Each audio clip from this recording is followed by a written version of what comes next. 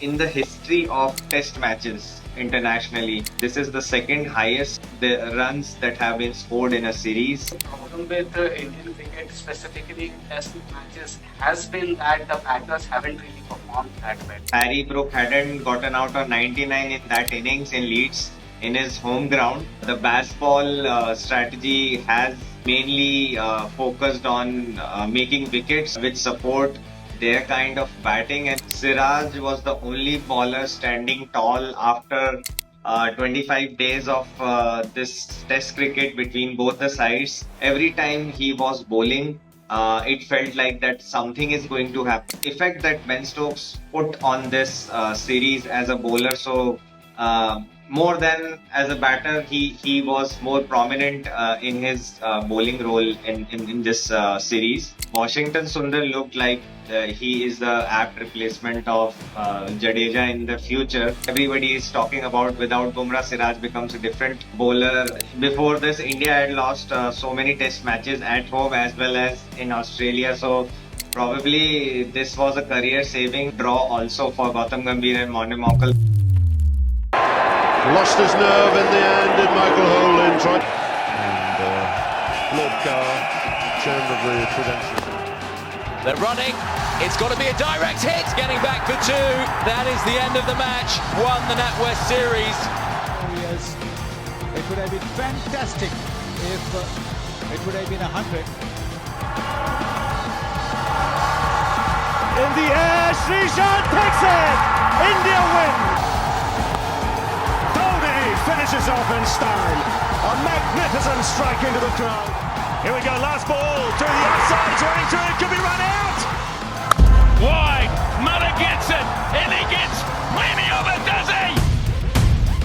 No, what a catch! Oh my God! It's in the air, it's India who win the T20 World Cup after 17 years. Hello everyone, good evening, and we are back pretty late, but still it's worth to talk about what has transpired in the India versus England series. I'm sure you must have gone through several videos and a lot of memes and a lot of articles on the internet of what happened, who had the upper hand, where did we lose the ball, or where did England slip on the final day of the series, or what was all that about. Everyone's comments have been coming in and are still coming in. So we thought we should give it some time before we sit down and discuss this humongous series in terms of everything as a young team going to the England shores and uh, playing like how they played and achieving what they achieved. So we will start with this, and we'll go throughout the performances that happened in the series from both sides and what led to the eventual scoreline that is 2-2. Who deserved the series better? We will all discuss that. So we welcome you, I, Divyansh, and Nishant on Cricket Castaway. So let's start with first. Hi Nishant, how are you doing, and what kind of feeling it has left you with after the series has ended? Yeah, hi Divyansh. First of all, good afternoon, good morning, good night, everyone, wherever you're from watching this. As you rightly said, I mean, this series, it needed some time for us to get to talk about it and digest it because it's one of the best series that we have had a pleasure of recording in our show any which ways. I I actually loved every bit of it. The way the series went. We first lost the test match, then we won it, then we lost it again, then we drew it, and then we finally won it. uh, I think 2-all was a perfect result for this series, and what an absolute drama it was. And Test cricket is alive and kicking after it. So, yeah, I think amazing series and amazing to sit here to talk to you about it. Yeah, definitely. Uh, Although it was a five test match series, but it still left us with a longing that if we could have had one test more to decide who is the eventual winner of the ultimate winner of the series, but it was as scheduled as it was, and we have seen how much toll it has taken on both the sides, the players, on their physical health, playing this gruesome series. So, talking about this series, I have some records in front of me. So, in the history of test matches internationally, this is the second highest the runs that have been scored in a series, which is more than 6,700 runs, and it just is behind by only 40-50 runs of the Ashes that happened in 1993 in England. So it sits right behind that. So that is the level of pounding the bowlers have been taking in this series, like 6,700 runs. It's only a few of the moments in Test cricket where both the sides have made 3,000 plus runs. So you can imagine the kind of performances that the batters have put up, especially the Indian captain Shubman Gill. So, starting from batter's perspective, how do you think? Like we saw, there were amazing bowling done by both the sides, and there were few wickets that were simply breathtaking. And at the top of it comes like Joe Root's clean bowled by Akashdeep in the second test, so, which was itself praised by Sachin Tendulkar himself. So, talking about the batting, how do you think, was it that easy to bat on these pitches, or was there something on the pitches, but the batters finally stood up from both the sides and they carried their sides to huge totals so that this series can become competitive? Your thoughts, Nishant? I I think I think for me it's a mixed bag between the two. I think the pitches were really flat, so there's no doubt about it. No doubt about it. Pitches were flat. Uh, they were made batting friendly. Probably the reason being that baseball depends a lot on good batting wickets. But I think over the course of a couple of years now, Divyan, since we've been talking, our problem with Indian cricket, specifically in test matches, has been that the batters haven't really performed that well. And that has meant that when we are playing in India, we are being provided with turning tracks almost all the times where the games are finishing in 3 days, in 3.5 days. When we are going to Australia, again the same situation is happening. It's our batting that has been letting us down, and it's our bowlers who have been winning us the games when we have actually required to win the matches. So it was very refreshing to see our batsmen coming to the party finally after, like I would say, 2.5 years of Test cricket. This is the first time I would say in this 2.5 years when every batter in the side has had a day when he has performed, and he has performed really well. So this has been a batter dominated series. I think the reason being that the tracks have been really, really flat. They weren't the England pitches that we're used to seeing. There was a bit of swing in the air, but there was nothing as such off the pitch. Probably it was the Oval Test, the final Test match, and day one of that Oval Test where we actually saw a green top finally, and the ball was doing something off the pitch. Apart from that, the pitches have been batting friendly. But having said that, to perform on a batting friendly pitch when you know that the opposition is going to score a lot of runs and put a bit of pressure on you, I think it took a lot of courage from the Indian batters, and they did so. In the first game, Shubman Gill himself said in the press conference later that he should have not thrown his wicket away and he should have batted longer, and he did implement that with that double hundred in that second test. So I would say the batters have had really good series. Uh, and just coming back to your point, which you said that we would have wanted a decider of a test match. I think five test match series is very good. You do get a chance to get a decider. I just think that without Jasprit Bumrah playing all the matches, it's very hard for us to actually win three test matches in a five test match series. So again, in this series, that matches that Bumrah played, we never won any of them. But I think that's just a crazy stat because our team is definitely better with him. Yeah. Yeah, definitely. And one more interesting stat in this is like this series has witnessed 21 individual centuries together from both the sides. So this is the highest ever that two sides have scored this much of tons, and it is equaled by the Australia West Indies series in 1955.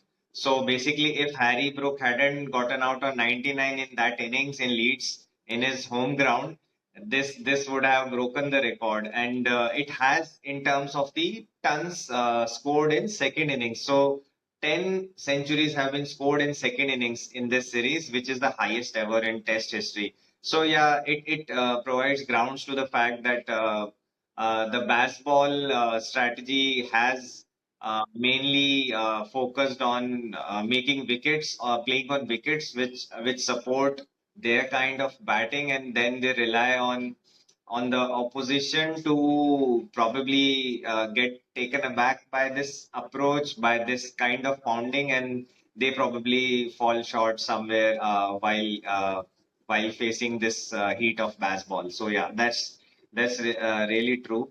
Then this was all about batters. Coming about the bowlers. How would you rate bowlers from both the sides? Like, do you think they have lived up to their name? Although there was a fair amount of young blood from both the sides in this Test series, and in terms of bowling department, I think majority of the pacers were fairly new, apart from Chris Wokes. And Ben Stokes. So, what do you think about the bowling performances from both the sides? First of all, I like to say this was the series where Siraj actually came of age for the Indian Test side. Mohammad Siraj is the name right now that's on everybody's lips, and why shouldn't it be? He has balled his heart out in this series. One thing has also again been really refreshing to see, and which is for me is that now I firmly believe in Test cricket, especially Ben Stokes is the best all-rounder there is going around in cricket. I think he's probably my second favorite all-rounder of all time for the people that have watched after Freddie Flintoff. He is just so good with the ball in his hand, and he balls his heart out. Yeah, so that's about it. I think bowlers had to do a lot in this series because simply as we said, the tracks that were presented to them, uh, bowlers weren't really given a chance to perform their skill. Also, in this series, the weird thing that was happening was that the ball after 30-35 overs was losing its shape. It was getting very soft. So bowlers really didn't have any chance if they didn't get the wickets from the new ball. So it was hard work out there bowling all those overs. I think Josh Tongue from the English side performed really well. He took those crucial wickets whenever he got the chance to play.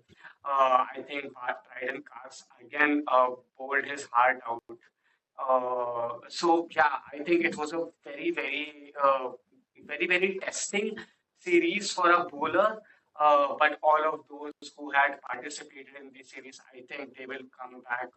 They would need at least 2 weeks of rest before they do anything because it took a lot out of them this series. But all of them have performed really well according to me. I mean, the kind of effort that the bowlers put in this series, it's what why we love Test cricket so much. Yes, and the fact that Siraj was the only bowler standing tall after 25 days of this Test cricket between both the sides. tells the story in itself that how much toll it has taken on the bodies of the Pacers in this test series. Like nobody was still fit and standing except Siraj after the series ended. So that's the kind of effort the bowlers from both the sides had to put in.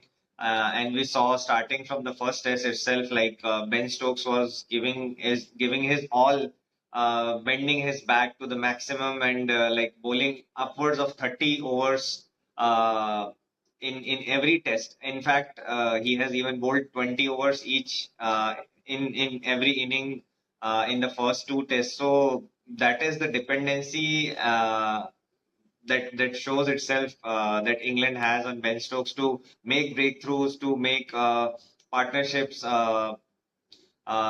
stand still and just stem the flow of runs. And every time he was bowling, it felt like that something is going to happen, and there is a wicket around the corner. So that was the kind of effect that Ben Stokes put on this series as a bowler. So more than as a batter, he was more prominent in his bowling role in this series. And similarly from India, it was Siraj who was not that threatening looking. He did not look so threatening except the oval test every time he came to bowl, but he never gave up, and he kept working on his plans, and eventually he became the highest wicket taker of the series, and rightly so.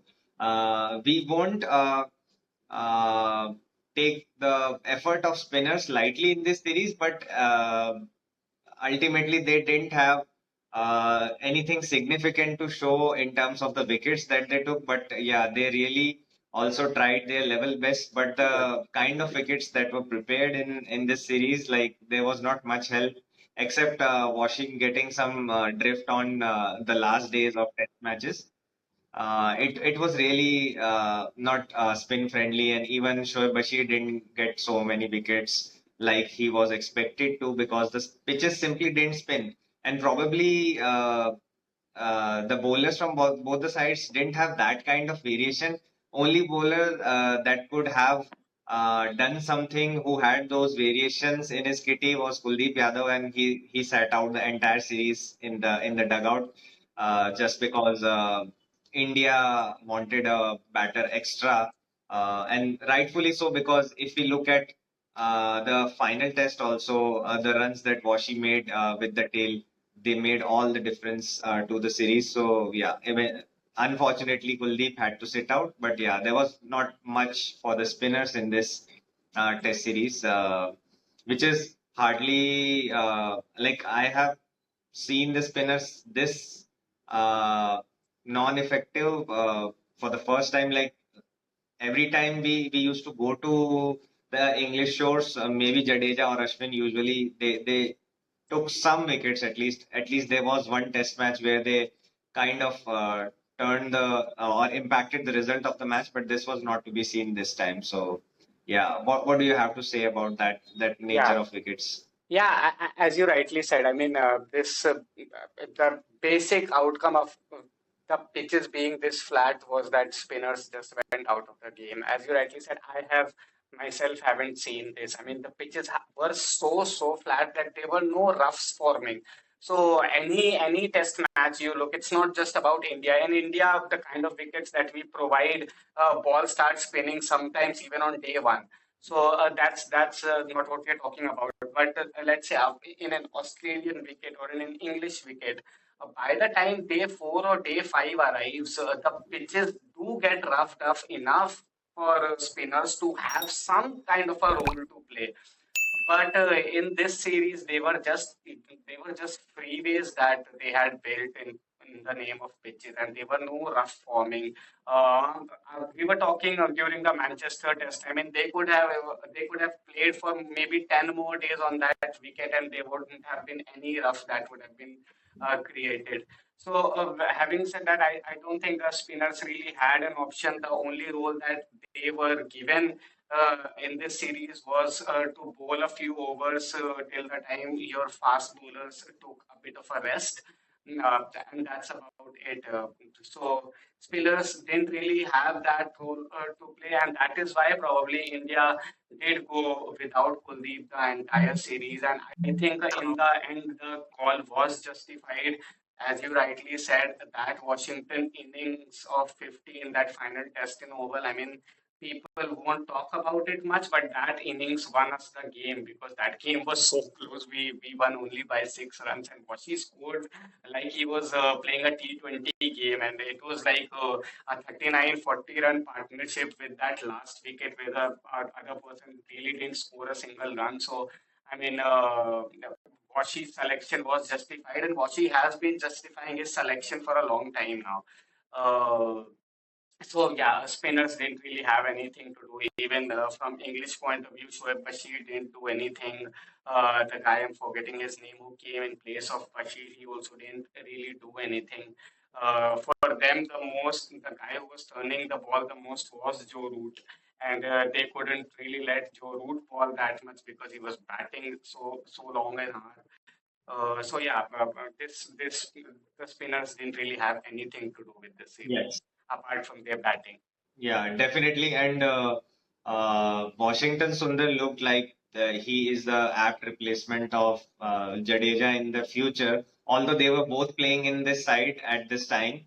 But I think even when Jaddu retires, probably Akshar Patel and Washington Sundar can play together in this side, just as spinners who can bat really well and make partnerships and bat with the tail. To just boost the score of Indian side, uh, especially on the uh, Sena countries, the wickets on the Sena countries. I think this is the kind of commitment or contributions required from the tail enders or the bowling all rounders from India at least, because if we see early fall of wickets in any of the test matches, I think it would have been really difficult to save our faces if the kind of performances that Washington Sundar, even Ravindra Jadeja has made 650s in this series, which is like his best performance ever on the English pitches. So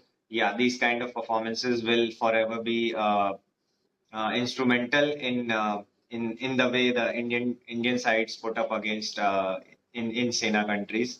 And also talking about the ball, I think in your experience, do you have seen? I don't remember the Duke ball being so ineffective after 30 overs. Like it does nothing, and Yeah.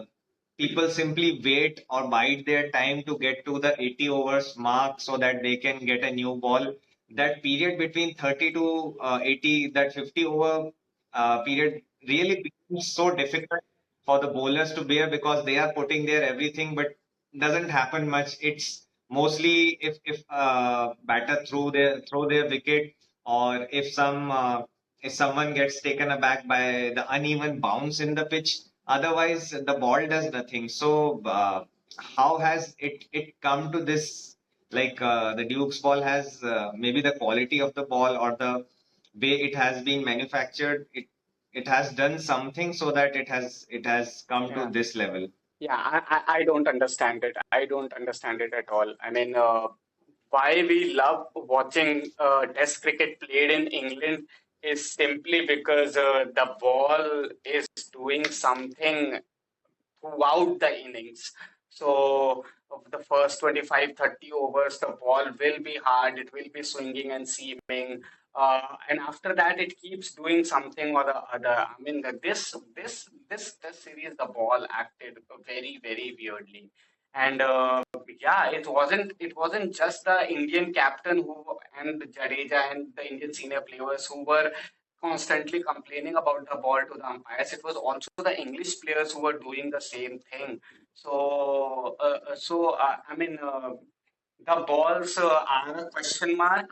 I don't know why. What's the problem? Why this has happened? Because in the cricket that I have followed all my life, the Duke ball has never behaved the way that it did. It doesn't really get soft that easily the way that it did in this series. And that really killed it because, as you rightly said, I mean, after the 30 over mark, if at the 30 over mark a batsman has played around 5, 6, 7 overs and he has got his eye in, then he is not gonna get out, and he's just not going to get out. Then it's only about the concentration of the batsman, and the bowler has nothing to do with it. So yeah, it was sad. It was sad for the bowlers simply because they had to do a lot of hard work for too few wickets, I would say. It wasn't looking like we were playing in England for that matter. Uh, Apart from the oval, there was no rain at all as well. So the global warming was also is playing its part where because every inning, every test match that I have seen in England being played, at least a few sessions have been washed away by rain.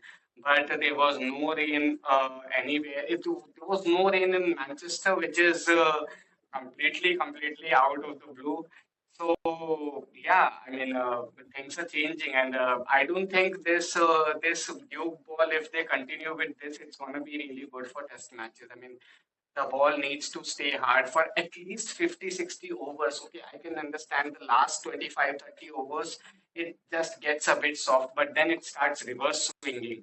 There was no reverse swing as well in this series. So I don't know, because the ball was so soft that it wasn't even reverse swinging at that point of time. And it was really a very challenging situation for the bowlers. And yeah, but Yeah. that just shows how much Siraj put in into this series. And we were Divyansh, very concerned about Siraj going into this test series because we hadn't seen a very good Mohammad Siraj in a long time.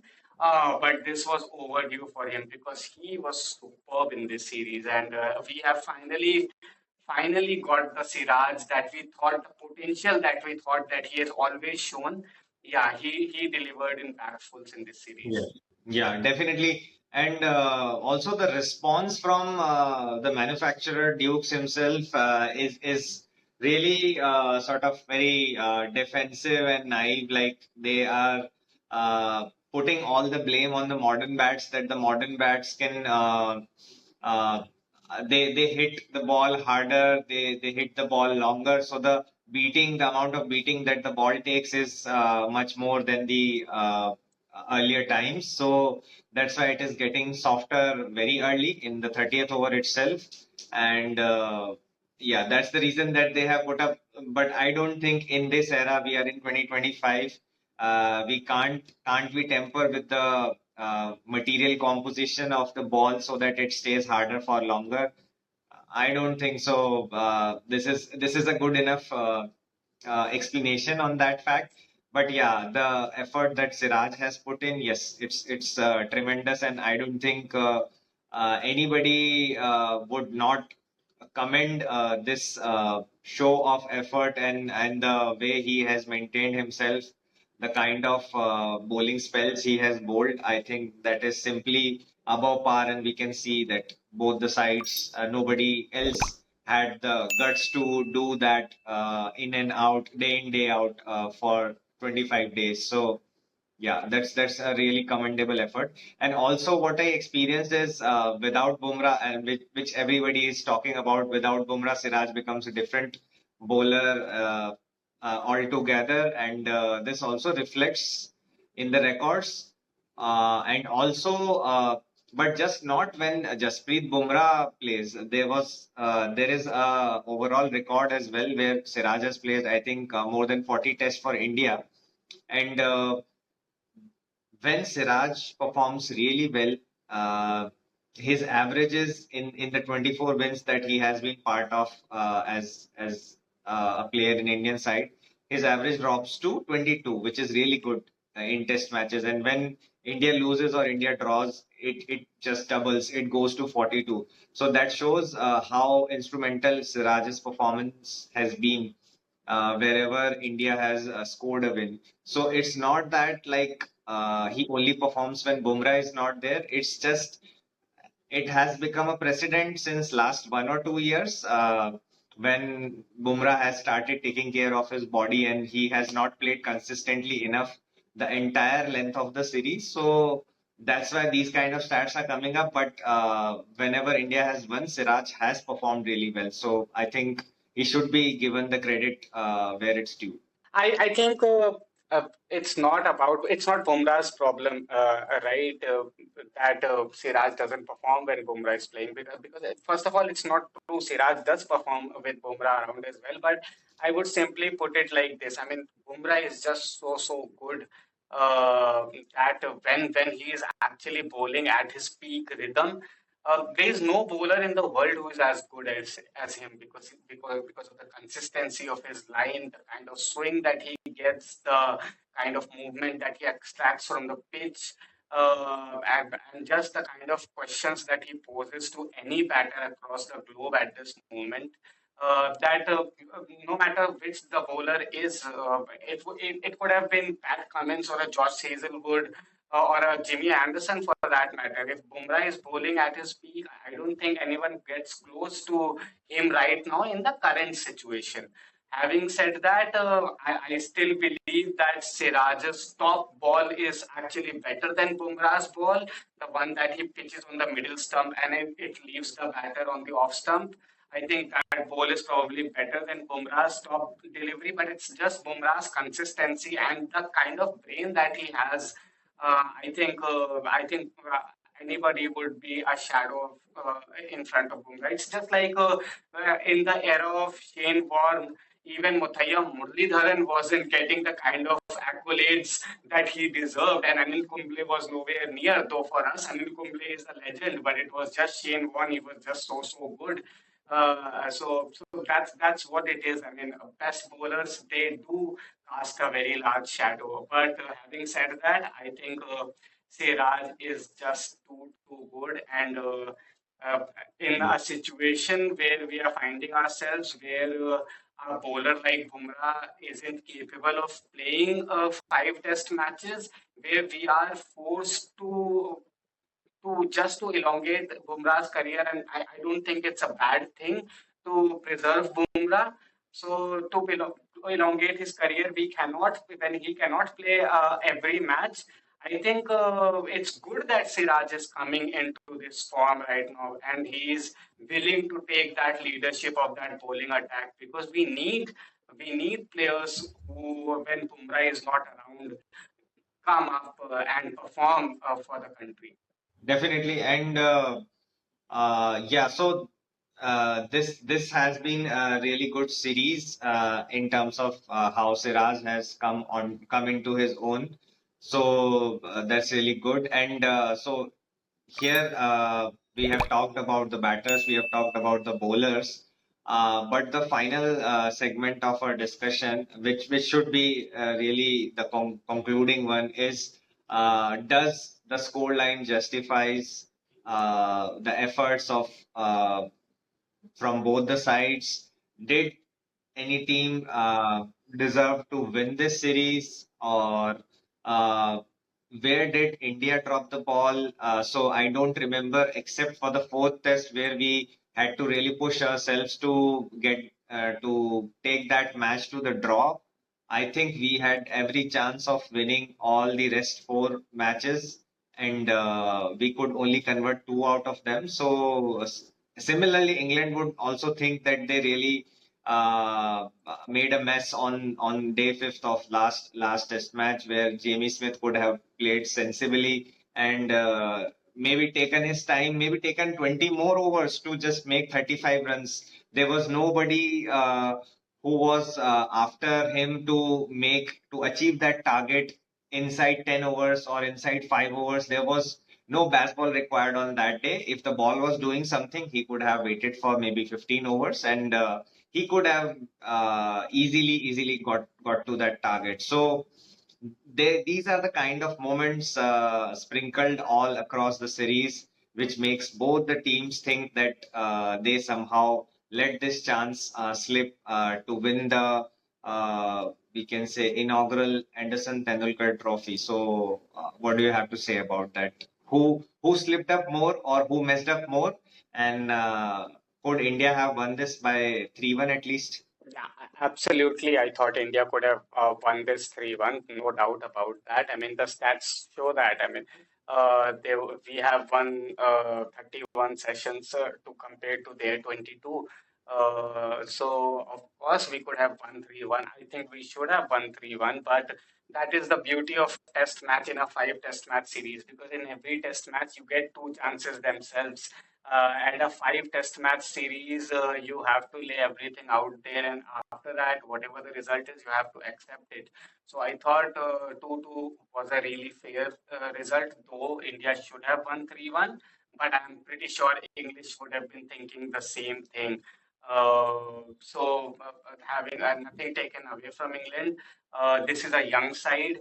I would just want to say we could have lost this series 3-1 badly. And that Manchester Test match, and specifically that Shubman Gill and KL Rahul inning on that day four, second session to the end of the day, uh, that saved us. Otherwise, I was pretty certain we would have lost the series 3-1 or even 4-1 for that matter. I mean, I'm actually very conflicted because that two session batting by them was so good that if those pitches weren't, and specifically that Manchester track, if it wasn't that flat of a track, I would have probably thought that this inning by Shobman and KL under that pressure would be somewhere close to that Dravid and Lakshman innings in Kolkata. But just because the pitch was in itself was so flat and the ball wasn't doing anything, I don't know where to rate their innings at this point of time. And by the time the second day, when both KL and Shobhan got out and Washi and Jaddu started batting, again they showed that there was absolutely nothing in that pitch, and the ball wasn't doing anything. And that's why Ben Stokes then decided to shake hands with the Indian side. So I don't know where to rank those two innings, though I thought they were really match saving innings on that day four of Manchester Test, and because of that, probably we have this series 2-2. And without that, there would have been a lot of questions being put to Gautam Gambhir as well, because he has come at the back of losing a series in India against New Zealand, then losing a series in Australia. Virat and Rohit aren't here. So a lot of questions could have come, but I think this would be a relief for Gambhir, most of all, because with this young side, you're going to England and drawing this test series, a five-match test series. That is the result that he would have taken any day. And the narrative has now completely changed. And now we are talking about this young Indian side with a lot of hope for the future. Whereas in Manchester on that day four, the feelings were completely different. And we were probably at the back of our minds. It was that Gambhir should probably hang his boots now if the result would have gone the way that we thought it will go by the time Yashasvi and Sai Sudarshan had lost that wicket on day four of Manchester.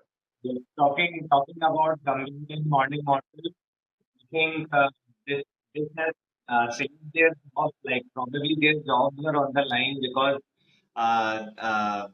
before this, India had lost so many test matches at home as well as in Australia. So probably this was a career-saving draw also for Gautam Gambhir and Monem Mokal, because before this it was all talks and they were not they had not really delivered on the ground itself. Apart from the white ball cricket, the red ball performance was really pathetic, and so social media was flooded with so many memes after the match ended. And also talking about memes, there was a very interesting one with a little bit of pun intended, like we know that the series is 2-all, but India has scored more amount of runs and India has scored more amount of boundaries. So shouldn't India have gotten the trophy instead of sharing this with England? So I found that very interesting, and Yeah. probably it was all in a light manner, but probably can this be implemented or explored further, just like we have in white ball cricket, maybe? Yeah, I mean, that is what makes cricket different from other sports like football and all, right? So in cricket, you do get sometimes a shared series where uh, uh, where neither side wins anything, and I think that's completely fair. So I even didn't like England winning that World Cup against New Zealand because of the boundary count, because I actually thought that New Zealand were very, very, very good throughout that World Cup, and taking that trophy away from them and giving that to England on the basis of one boundary, I thought it was basically a joke. And for me, that World Cup should have been shared between England and New Zealand. And right now, as we sit here, I have no problem sharing that trophy with England. Though, as you rightly said, it's not just about the boundaries; it's also about the session pie. So India have won 32 sessions, England have won 22. We are way ahead of them in all the stats. We have scored more runs, we have taken more wickets, we have scored more centuries. So in every stat, we are above them and ahead of them in this series. But at the end of the day, the only stat that matters is that in those crucial sessions, England did come out on top of us, and we were never ever leading this series throughout this five test match series. England was leading. On the contrary, so we had one more sessions, but England had one more games. So probably I would say why this happened, because simply because of the captaincy of Ben Stokes. I thought Shubman Gill performed very, very, very well as a batter. Uh, he it was his first series as a captain. He will learn a lot in the coming years. But if this Indian side was being captained by Ben Stokes, I think probably we would have won this series 3-1 or 4-1. Ben Stokes is just very, very good. Yeah, definitely. Even when it was asked from Michael Atherton and also Nasser Hussain that could fifth test match result would have been different if Ben Stokes was part of this. So both said yes, it was very much possible because they just needed a little bit of calm or little bit of head in the game on the last day. And they could have easily turned this series in their favor. So yeah, that was the general consensus also. And yeah, with this, we bring this episode to an end with this eventful series and a lot of possibilities and a lot of hopes for the young captain in future. And the next major tournament would be Asia Cup, since it has been finalized that India will play in the Asia Cup and it will be hosted by UAE. So India starts on 10th of September versus UAE, their campaign. But we will keep bringing that and Divyansh, just last thought. I just wanted to know your opinion on it. A lot has been going in the social media about should India play Pakistan, should India not play Pakistan. What is your thinking behind that? yeah, in my opinion, India should not have participated in this tournament, and they could have taken the lead from the League of Legends, where uh, guys like I think Yuvraj Singh and Shikhar Dhawan and these guys refused to play in the semi-final against Pakistan, and they simply walked out of the tournament because of what has happened in the past, and we should have. Uh, Taken that stance itself in this Asia Cups matter as well. But I think there was a bigger agenda behind agreeing to this Yeah. because apart from cricket, India wants to hold multi-nation tournaments, including the Olympics that they are targeting in the next decade in the 2030s. So, considering that long-term motivation and their aim to host Olympics in the next decade, I think they agreed to this. But still, this was not that uh, important of a tournament that India could have easily uh, taken back their participation, or they have rescinded their participation from this tournament. And if someone from the rest of the three countries win the Asia Cup, then they can keep it and celebrate it. It wouldn't have mattered to the BCCI that much, Yeah. but yeah, we had to go Yeah. with whatever the government of India has decided. But I don't think they put a restriction on BCCI that you must take part in this tournament.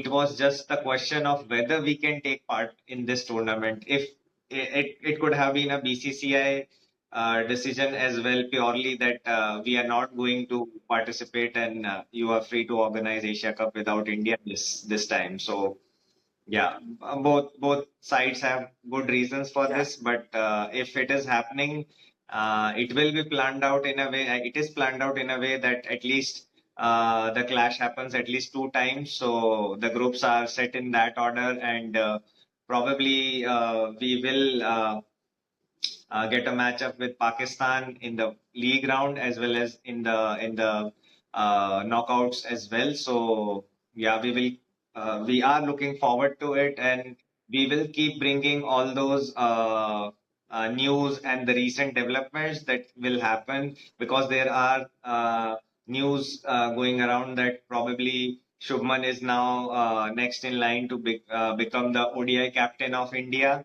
and probably Rohit Sharma would not be leading the side in 2027 World Cup if he plays that long. So many questions are there in the air right now. So we will keep bringing those to you as soon as we have some confirmations or some new developments. So this is me and Nishant signing off. Keep enjoying cricket, and keep tuning in and watching our podcast. Have a great day. Thank you so much. Bye bye.